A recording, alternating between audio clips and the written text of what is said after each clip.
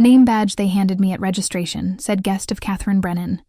Not my name, just my sister's +1. Table 45, the registration woman said, barely glancing at me. That's in the back section near the kitchen doors. I looked at the badge, then at Catherine standing 12 F'd away in her designer gown, holding court with her colleagues from Sterling Media Group. Her badge said, Catherine Brennan, Senior Vice President of Marketing, in bold letters. He caught my eye and smirked. This was her night, her promotion gala, her moment to shine in front of the entire company.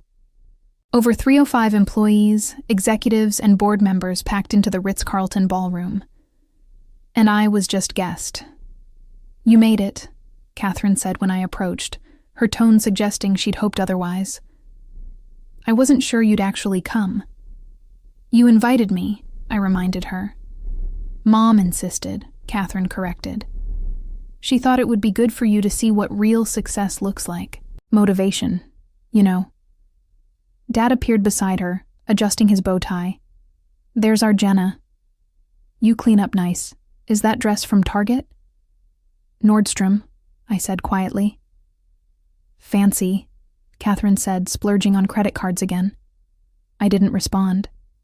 Catherine had been making comments about my finances for 2 years, ever since I'd left my pharmaceutical sales job to start my own company. Well, go find your seat, Dad said, patting my shoulder.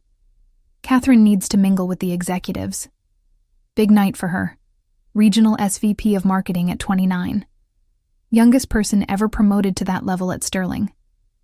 Congratulations, I said to Catherine.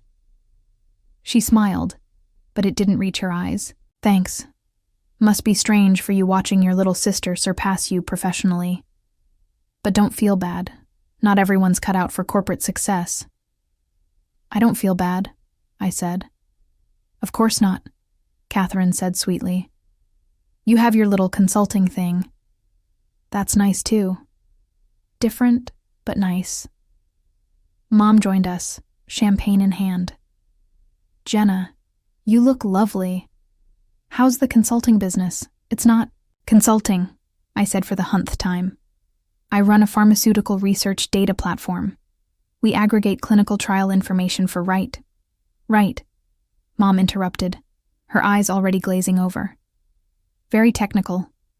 Catherine was just telling me about her new salary. 6 figures. Can you believe it? It's actually mid-6 figures, Catherine corrected, plus stock options and a performance bonus structure. Dad whistled. That's my girl. Meanwhile, Jenna is still working from her apartment, right? No office. We're remote first. I said distributed team. So, yes, your apartment, Catherine said. How's that going? Still scraping by? I'm fine. That's good, Mom said, because we were worried. Leaving a stable job to start a business in your 30s. It's risky. But Catherine's success proves the Brennan work ethic runs in the family. You'll find your footing eventually. A sterling executive called Catherine's name. She excused herself with a graceful wave, leaving me standing with Mom and Dad. Go find your seat, honey. Mom said the program starts soon. Catherine's being honored during the keynote. We're sitting at table 3, right up front with the executives. I'm at table 47, I said. Mom winced. Oh, well I'm sure the view is fine from there. I made my way through the ballroom. Tables 1 through 20 were near the stage. Executives, board members, senior management. Tables 21 through 40 held mid-level employees and their spouses. Table 47 was tucked in the back corner, partially obscured by a decorative column next to the kitchen doors that kept swinging open with wait staff. 5 other people sat there. Catherine's college roommate, who I'd never met, 2 distant cousins of hers, and a couple who seemed confused about why they were seated so far back. Are you family? The woman asked. Sister, I said. Oh, you must be so proud. Very proud, I said automatically. My phone buzzed. A text from my CTO, David. Keynote is locked in. Dr. Morrison confirmed he'll make the announcement during his speech. You good with this? I typed back. Yes, Let's do it. David, your family's going to freak out. Yeah, I know.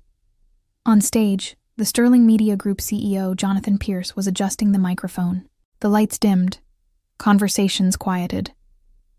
Good evening, everyone, Pice said warmly. Thank you for joining us for this celebration. Tonight we honor exceptional talent, dedication, and achievement. But first, I'm thrilled to introduce our keynote speaker, a leader in pharmaceutical innovation and someone Sterling is proud to partner with. Please welcome Dr. Richard Morrison, founder and CEO of MedSource Analytics. The ballroom erupted in applause. I stopped breathing.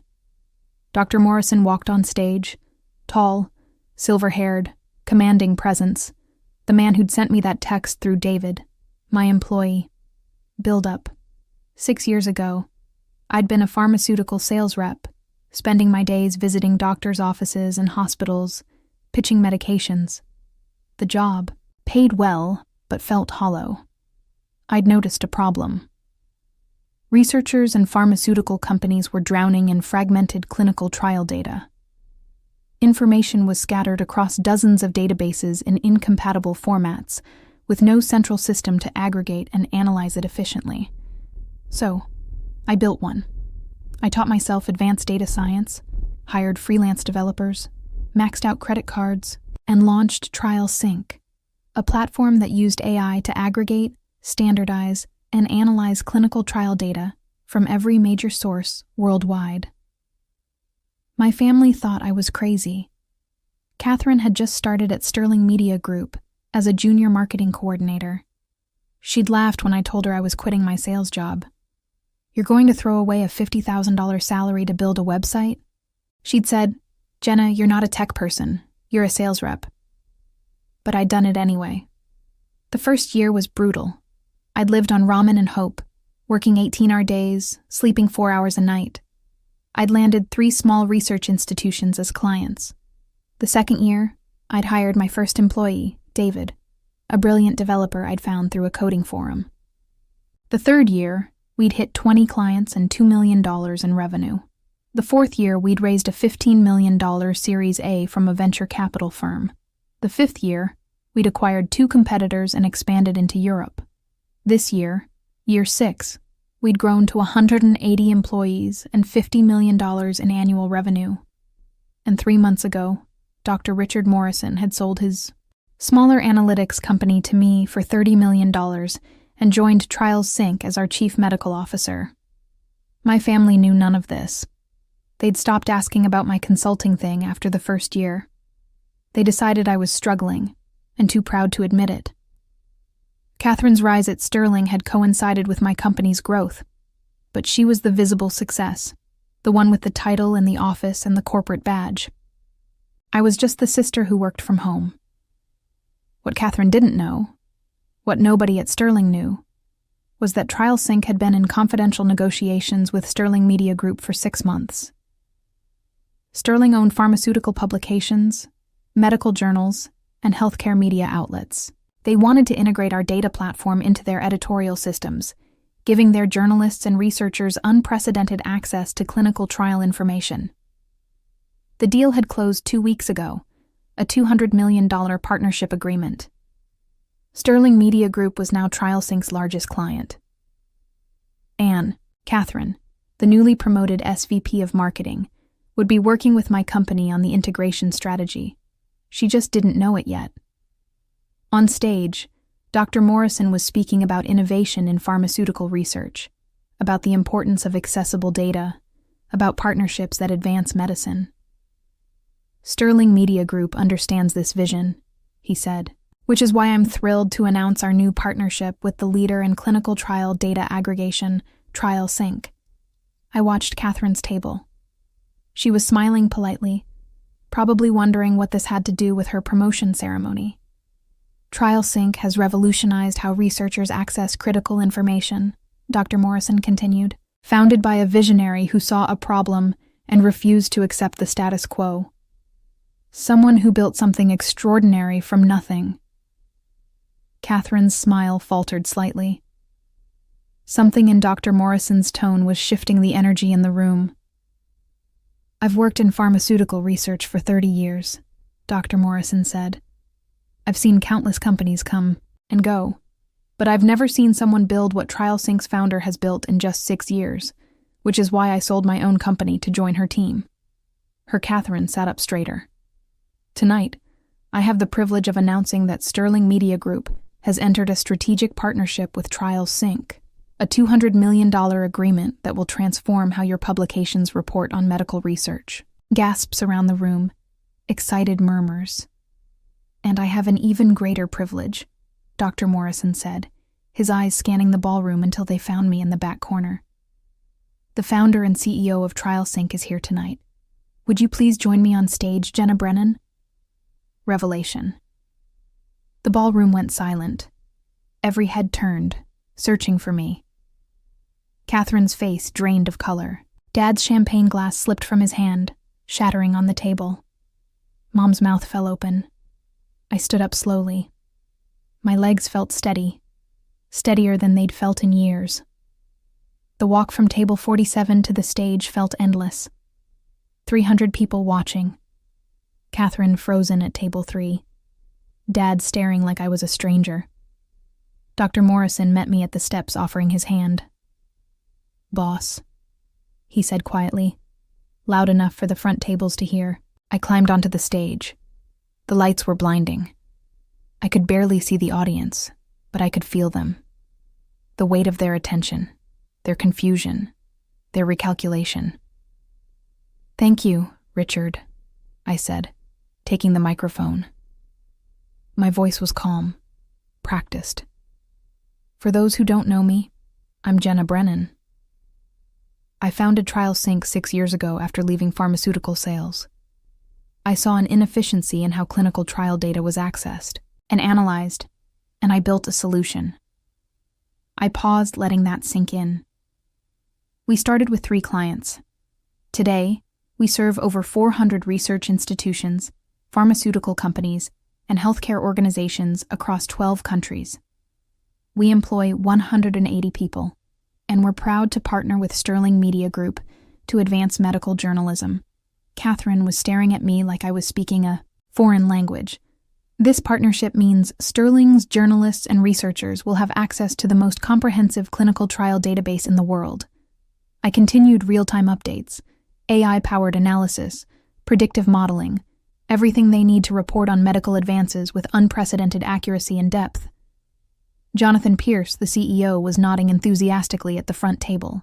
I want to thank Mr. Pierce and the Sterling executive team for believing in TrialSync's vision, I said, and I look forward to working closely with Sterling's marketing department on the integration strategy. I looked directly at Catherine, especially with your new senior vice president of marketing, Catherine Brennan.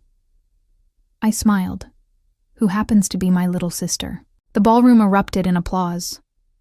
Whether for the partnership, the family connection, or the sheer awkwardness of the moment, I couldn't tell. Dr. Morrison took the microphone back. Let's give Jenna another round of applause. She's changed pharmaceutical research forever, and she's just getting started. I walked off stage to thunderous applause.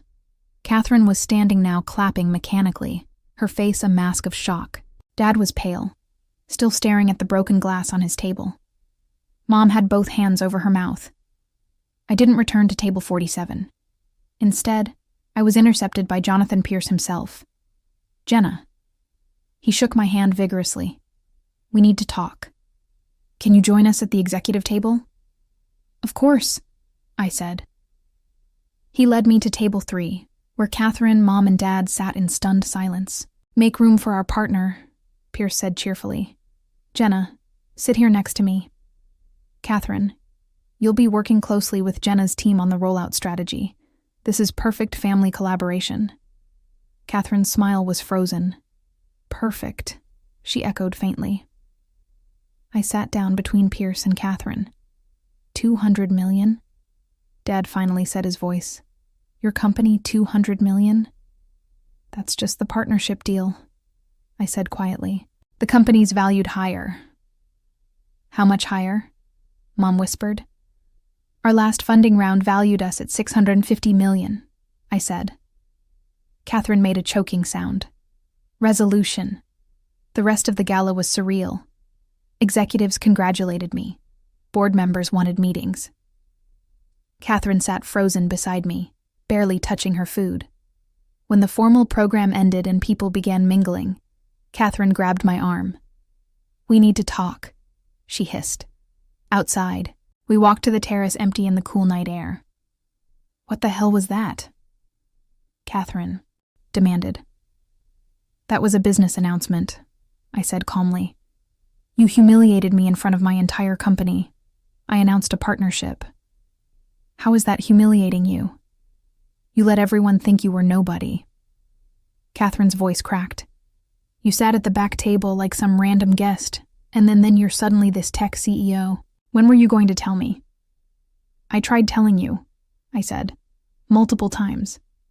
You called it my little consulting thing. You asked if I was still scraping by. You never once asked for details because you were secretive. I was private," I corrected. "There's a difference. You assumed I was failing because I didn't have a corner office and a corporate badge." Catherine's eyes filled with angry tears. "You made me look like an idiot. You made yourself look like an idiot," I said by dismissing something you didn't understand. "I'm your sister." "Exactly. I said sisters support each other. But you spent 6 years treating me like a cautionary tale, like your success proved my failure." Catherine wiped her eyes, smearing mascara. "What do you want from me?" "An apology." "I don't want anything from you," I said. "But you should know. Pice wants me involved in the integration strategy.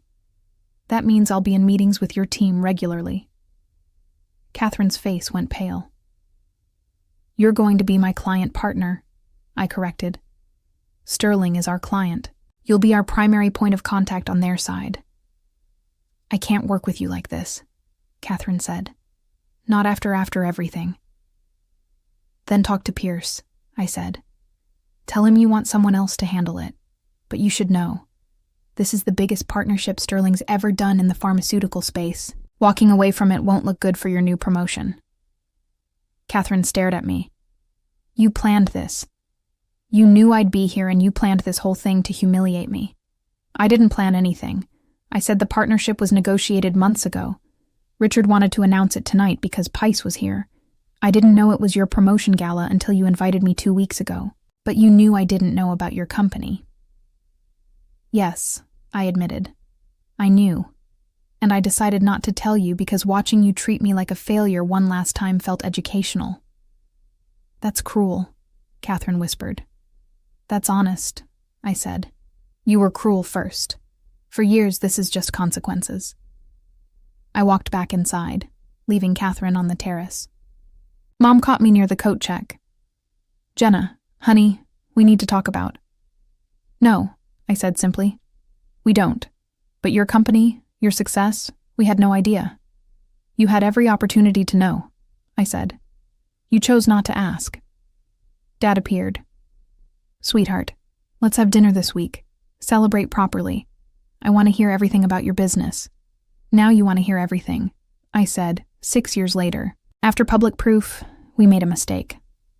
Dad said, "We misjudged the situation." "You didn't misjudge anything." I said, "You decided Catherine was the successful one because her success looked familiar. You never considered that mine might look different." I left before either of them could respond. 3 months later, I haven't spoken to Catherine. She's still at Sterling, still SVP of marketing, but someone else handles the TrialSync partnership. Mom sends weekly emails asking to meet. I've responded to none of them. Dad called my office number, which he'd never asked for before, and left a voicemail about being proud. I deleted it. Last week, TrialSync announced our Series C funding, $155 million at a $1.2 billion valuation. We're officially a unicorn. Catherine didn't congratulate me. Neither did Mom or Dad. But I wasn't waiting for their approval anymore. They'd wanted me to achieve real success, to find my footing, to measure up to Catherine. I did. I just did it on my own terms, in my own way, without their validation. And when they finally saw what I'd built, I'd already moved past needing them to see it. That's not revenge. It's just growth. Because sometimes silence isn't weakness. It's justice wrapped in grace. Silent revenge.